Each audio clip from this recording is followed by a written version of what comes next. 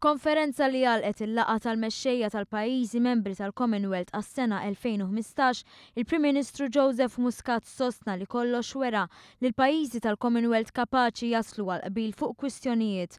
Bħala eżempju semma t-tibdil fil-klima għalkemm dan mhux każ iżolat. I think it was a very productive meeting where I think center stage was taken by a couple of very important issues. So I believe that the fact that we have achieved convergence and near unanimity on a very focused statement on climate change puts the possibility of a success at COP21 in better shape.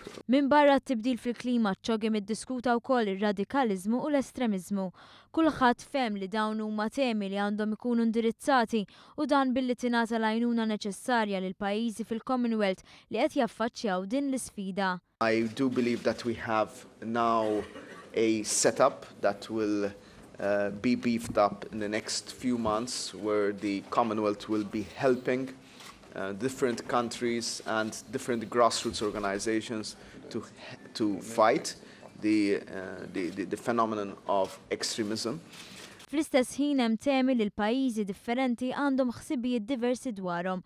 Il-Prim Ministru Malti sostna li minkejja dan kien hemm diskussjonijiet kostruttivi li wrew li minkejja differenzi il-Commonwealth kapaċi jiddjaloga.